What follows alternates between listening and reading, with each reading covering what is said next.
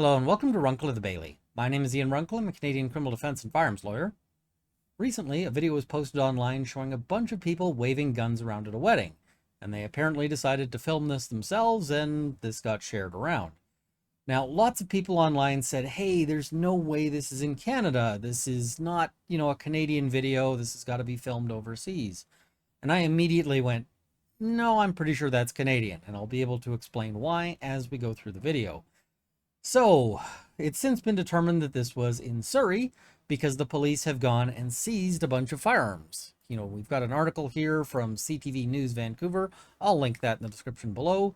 But it notes, guns seized after video surfaces online of people dancing with firearms at Surrey celebration, according to the RCMP.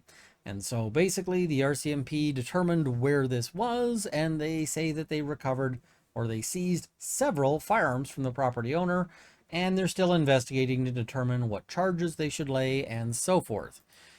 Okay, so one of the first questions people might have is, how did they seize firearms if they haven't laid any charges? Well, they can seize firearms as part of an investigation, but also there's provisions of the criminal code that allow them to seize firearms in a situation where it's deemed to be sort of not desirable in the interests of the safety of any person that the person have firearms. I don't know which section or which clause they use to seize the firearms, but maybe that'll come out as things go. So let's have a look at this video, and we're just going to watch it through, and we're going to watch it through, I guess, at a fairly slow pace here, and then I'll have some comments about sort of specific portions of it. Okay. So you see there's people, most of the guns are pointed either up or down, but not the greatest muzzle control in some places. And that's a little concerning. Trigger discipline. We're going to come back to that little moment there. All right. So let's talk about this, because there's a bunch of different things people have been sort of theorizing online, and I'll sort of give my thoughts as to what charges could be laid and so forth, because people are saying, oh, well, what charges could they lay and who could be charged with what? So one of the first things is people talking about, are these guns banned? And the question, or the answer to that is maybe. It's actually really difficult to tell firearms apart from each other on a video where it's kind of quick, because there's a lot of look-alike guns. And so I'd want to go and actually inspect these firearms and determine what they are, because it might be something that's a real gun, it might be something that's an airsoft gun. Some of these I'm pretty sure are real guns. But I'm just going to assume, for the sake of argument here, that these are non-restricted firearms. Now, if I'm wrong about that, and if there's a firearm here that's prohibited or restricted, then that makes charging pretty easy, because those can only be in sort of specified places for specified uses. But let's try to sort of assume that that's not the case and proceed on the notion that these are non-restricted firearms. I'm also going to assume that somebody here has a license for it. And the main reason for that, and the main reason why I knew that this was in Canada, is this little moment right here. Now, you can see from this little, brief moment, the person's got their finger on the trigger, which is terrible trigger discipline, but that's not really what I'm pointing to. I'm pointing to this little thing here. You can see that little shiny metal piece on that magazine. And what that is that is a pin. Somebody has pinned this magazine so that it can't hold the full amount that it normally could. Why would anyone pin a magazine? Well, because that's to comply with Canadian laws. So I saw that and I went, oh yeah, this is definitely Canada. And also this suggests that somebody has a firearms license and is making at least some effort to comply with Canadian firearm laws, because otherwise, why would they keep the pin? So, all right, good first step. I'm assuming somebody here has a firearms license and that they probably bought these things legitimately. Now, the problem we get to is, I assume somebody has a firearms license, but I'm also kind of guessing that not everyone in this video has a gun license. I'm guessing lots of these people don't, and it's probably just that somebody took their gun collection and shared it out for people to dance with. That's my guess. And this becomes a problem because then we run into section 91, unauthorized possession of a firearm. It says, subject to subsection 4, every person commits an offense who possesses a prohibited firearm, restricted firearm, or a non-restricted firearm without being the holder of a license under which the person may possess it. Now, there is an important exception here, and that is 4A. So it accepts anybody who is a person who possesses a firearm or various other things while the person is under the direct and immediate supervision of a person who may lawfully possess it, for the purpose of using it in a manner in which the supervising person may lawfully use it. This allows for somebody who doesn't have a firearms license to use a gun in certain circumstances. I can take a friend who doesn't have a firearms license to the range. I just have to make sure that they are under my direct and immediate supervision. So this creates a couple of problems. First problem is, are any of these people under the direct and immediate supervision of any of the others? And that, I think, is questionable, because is anybody really watching the others? Is anybody there making sure that nobody does anything careless or reckless or otherwise stupid with the guns? I don't really see that here. So it could be that some folks get charged for holding these guns in a circumstance where they're not under the direct and immediate supervision. The other thing is, well, for the purpose of using it in a manner in which the supervising person may lawfully use it. Now, believe it or not, it's not inherently illegal to dance around with a gun.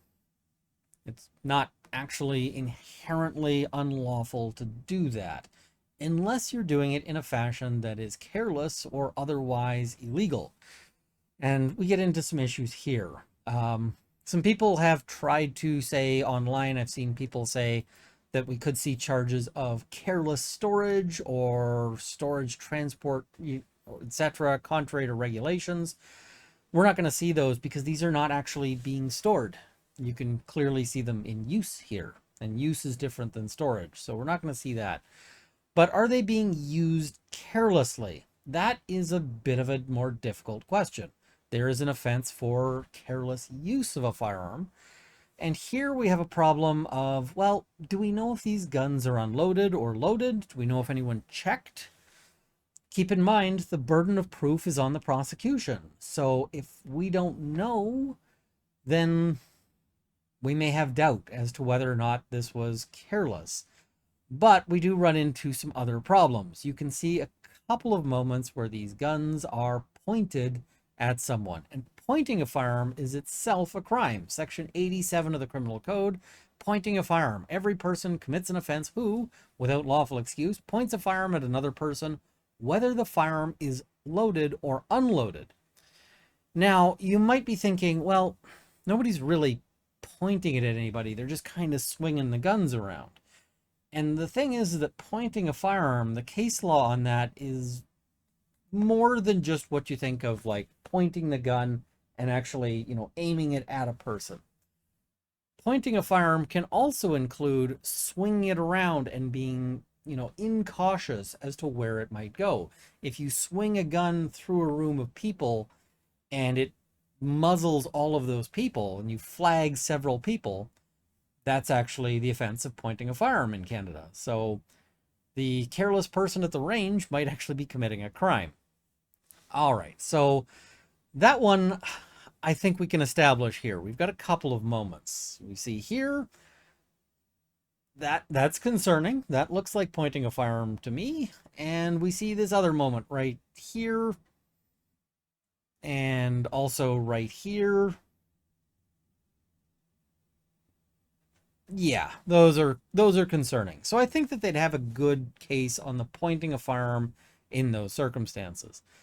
One that I've also seen advanced is the crime of carrying a weapon while attending a public meeting. And so that is section 89 of the Criminal Code. Every person commits an offense who, without lawful excuse, carries a weapon, a prohibited device, or any ammunition or prohibited ammunition while the person is attending or is on the way to attend a public meeting. Okay, I would agree that a wedding is a meeting. The problem is it a public meeting? Because typically, if you walk into someone else's wedding, you are asked to leave. And from my understanding, this took place on private property. I doubt that this would count as a public meeting. I think this is a private meeting, so I don't think that charge is going to stand. Okay, so we've got some charges, we've got others, and one of the big things here is that they're going to want to see if they can land some charge against the person who owns these guns, the person who might have shared them out and provided them. And again, I'm assuming that it's not everybody there with their own gun. I'm assuming that it's probably one person. That's an assumption that may not be true. But for the purposes of this discussion, let's consider that possibility. Because then we run into a really fun charge, weapons trafficking. Every person commits an offense who manufactures or transfers, whether or not for consideration, a prohibited firearm, restricted firearm, non-restricted firearm, so any kind of firearm.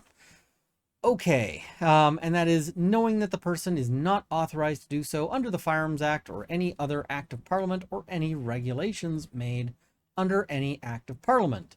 You might say, okay, transfer, well, that's only if you're properly doing a full, a sale and you're just giving it to the person forever.